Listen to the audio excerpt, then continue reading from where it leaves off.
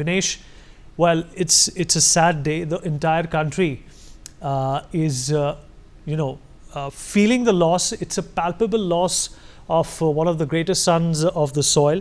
What, according to you, did Mr. Ratan Tata stand for? We can talk about his legacy, we can talk about his personality, we can talk about the businesses that he erected and, the projects he turned around. But the fact of the matter is that, here you have a guy who's larger than life. And when he passes away, every soul in the country is talking about it. He never held a public office. He never had any political aspirations. It's just his nature. Even if he was not Ratan Tata and people knew him for his personality and his magnanimity, I still think the impact would have been similar. Vinesh. Oh, absolutely, Vineet. I think like you, I think Mr. Vivek Oberoi summed it up pretty well. And as an educationist, and when you ask me what do you remember about him, I mean, the show's too small for me to really talk about all that one remembers. But I think 5 to 6 points stand out very strongly in my mind. And if you allow me, I'd like to just talk about that. Of course, one, as an educationist, I think what he did for the education ecosystem was fantastic and quiet at that. Just went about doing it quietly. Whether it is funding research for Alzheimer's development and research for Alzheimer's, whether it is for funding grants for Cornell University to ensure that students from India go abroad who do not have financial assistance for them to go to the Cornell University. I'm not sure how many are aware, but he funded Harvard. And the great Tata legacy to back education, I think he just took it to a different level. And what really stood out was his humility, the fact that he was humble till the very end. I mean, his last tweet to the nation said, "Don't worry about me, everything is fine." That really stood out. But few other points really stand out, and I just quickly breeze through them because these really stand out for me. I think while he's been humble, he's also been extremely clear-headed about his passion for the country. Don't forget that famous 1998 story of how he had a meeting with Bill Ford where he wanted to sell his car business, and it didn't go very well. And that 10 years down the line, he absolutely got his focus in place, and he bought out JLR and actually saved Ford. I think that stands out for me. The fact that after the Taj attacks, he set up a Tata Welfare Trust, public trust, just for the employees of Taj who got affected. I mean, the speed at which he did it, and to ensure that he actually takes care of those folks who had actually got impacted by the terrorist attack for their kith and kin, stood out. And again, the quietness with which he went about doing that really stood out. The fact that he invested into motopause for the sake of strays who are getting run over, and actually showed his compassion to the animal kingdom. And more than that, the very fact that he associated with someone called Shantanu Naidu, who was a next generation millennial, also showed his ability to want to stay connected with the next gen. I mean, he actually had someone who was nearly 4 times younger than him as his assistant, as his companion in Tata Trust, and that reflected a lot. I think Vivek mentioned that when he talked to him, but the fact is that he was doggedly strong. He took over a legacy from a great empire, and it was not easy. He had satraps like Rusi Modi, Ajit Kerkar, Darbari to deal with, and he had to slowly carve out his own legacy. I think he did that with aplomb. Taking it from a nationalistic kind of a company to an international stage was fantastic.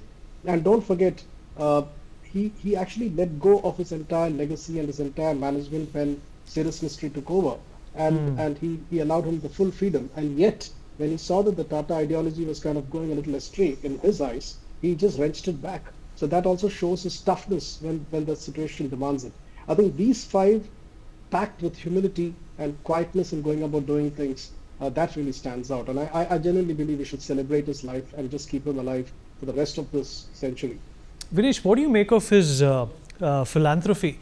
He's given away about $100 billion to charitable causes. And I was seeing in an interview that he actually says this, that I don't buy things that are expensive because we have been taught as kids not to spend money on ourselves. What kind of a value system did he resonate in the corporate world, which to me is not really followed? I think the value system, exactly what Tata as a legacy stands for. I mean, he always keeps saying, right, that you want to go fast, you can run if you want to go fast, and if you want to go far, you need to walk and take people along with you. I think his ability to take people along with him and to try and at the same time keep the legacy of the famous Tata Group and be able to make those changes is what really kept us. And his philanthropic, I think his philanthropy came really from a legacy that has already been passed on by by his ancestors. But to take it to a different level and to maintain that in a world that is constantly changing, in a world where uh, power somewhere starts to build on pride and that will let him get affected. The very fact that he managed to stay connected to the roots, he saw people suffering on the ground, children who couldn't afford education, he just decided to take care of that. So right from humans to animals, that whole philanthropic feel, which was inherited from the Tata Group or from the Tata ancestors, I think that he just managed to keep it on.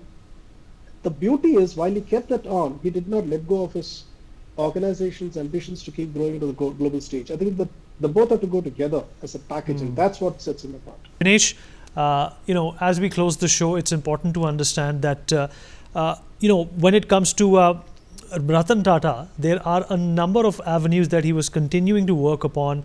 Education was something that he was particularly passionate about. In your mind, what do you think will be missed about Mr. Ratan Tata when it comes to the educational reforms he was acting upon? And secondly, what about the continuation of the work that he put in when it came to educational reforms? Okay, the second part of the question, I don't think there is any doubt that his legacy is going to be carried forward. I think the Tata legacy is something that is very well known for being passed on, from one generation to the other. And I have no doubts that whoever is going to take on, his role in doing this is going to continue the legacy. As far as the first question is concerned, yeah, that's where I really see regrets, because I think while he's done a lot in that space, I think India is going through a massive, let's call it a moment in the whole reforms of education in the next decade. With national education policy coming in, with nearly 25% of our population really going to schools and preschools and colleges.